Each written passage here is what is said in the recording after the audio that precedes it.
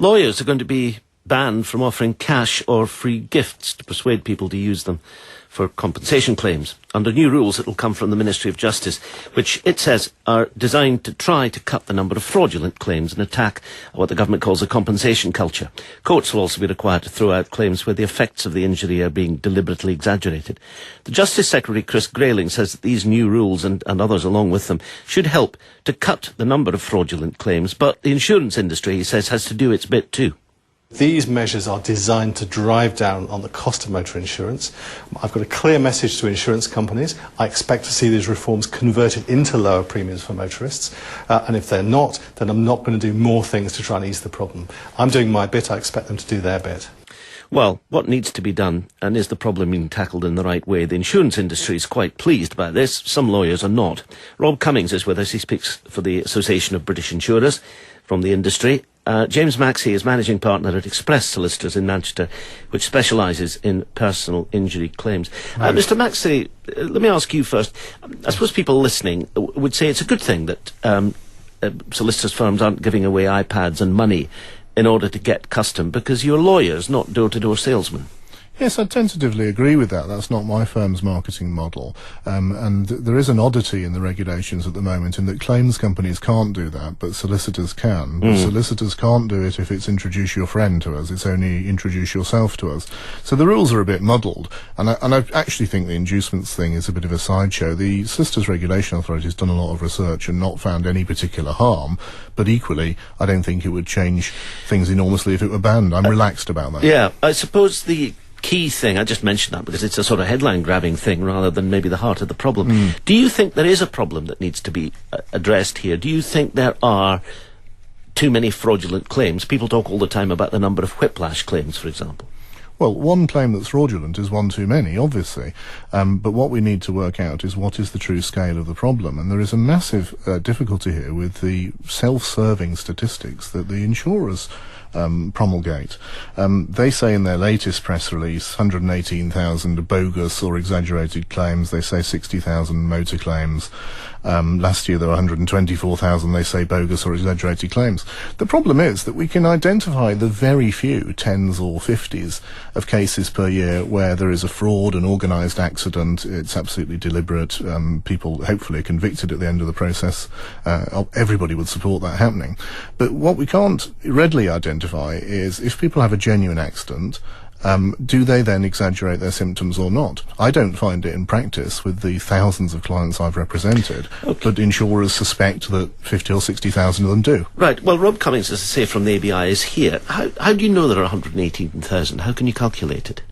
Well, first of all, let me start by saying that we broadly welcome the measures from the government today. They're a step in the right direction on cracking down on insurance cheats.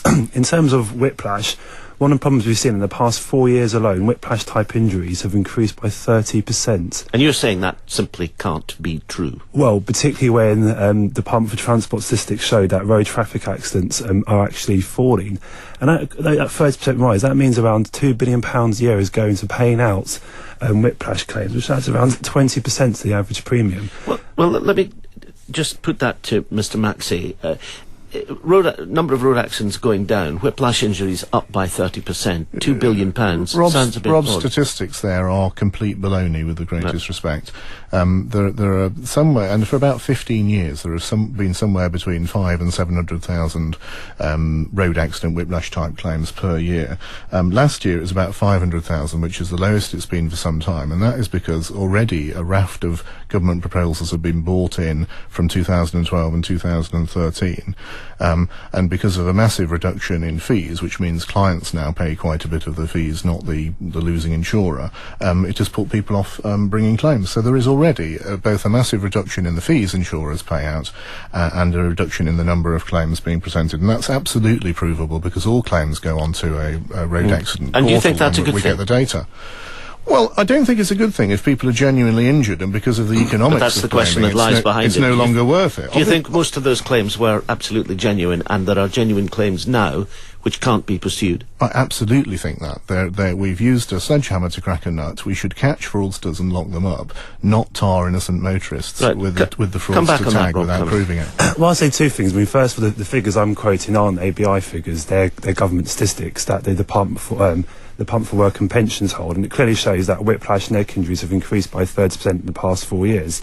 The second thing I would say in terms of the reduction in the legal fees, government recognised that claimant lawyers were paid excessive sums of money to bring forward low-value, simple, straightforward claims, and the industry committed to passing on those savings from those reductions in fees, and we've seen that by a 14% reduction in premiums in the past year or so. James Maxey? Rob is abusing statistics. He takes 4 years' spread of figures because there was a bit of a rise 4 and 3 years ago, and now there's a massive fall because a load of reform has already been brought in. And I don't know if this debate is about stopping people who have been injured from claiming, which frankly is what the insurers would like because they would like to pay out as little as possible overall, or about catching fraudsters. Let's catch fraudsters. Rob? I absolutely agree that we should be looking to capture fraudsters, and one of the problems we've had is that claimant lawyers are bringing forward too many claims which are dubious, frivolous, exaggerated, whatever terms you want to use. Well, that's the key point that lies behind this, because the government seems to agree with that, James Maxey, that there are too many claims coming forward which may not be elaborate frauds, of the staged accident kind, but which may nonetheless be bogus. That's what lies behind what Chris Grayling is doing. Are you saying that this is not happening? Well, I'm saying that the government definitely agrees with the insurers and they're working hand in glove. They are both wrong. And, let's look at how the insurers abuse statistics. Leading up to all these changes in 2012 and 13, they were leading very heavily on 7% of claims are fraudulent, road accident claims are fraudulent. Aviva, who have a very big share of the market, only 2 weeks ago published figures saying it's 1.9%. The honest answer is nobody knows, because the insurers compile the statistics based on whether they think it might be a bit exaggerated or not. Well, They Rob don't Cummings, how do compile- you explain that difference between 7% and Aviva saying it's 1.9? Yeah, so there's two things here. One is James is talking about detected fraud, and that is where insurers can prove that the person is fraudulent. The other one is undetected fraud, and that's a lot harder because particularly whiplash, there's no objective test. You're purely going on the claimant's word that they have an injury, and when insurers take those cases to court, they will lose because the judge will normally side with the claimant. The claimant says, I have a whiplash injury, but there's actually no way to demonstrate that. And that's why we've seen an increase of 30% of whiplash claims in the past 4 years when road accidents are going down and cars are getting safer. Rob Cummings from the ABI, James Maxey from Express Solicitors in Manchester. Thank you both very much.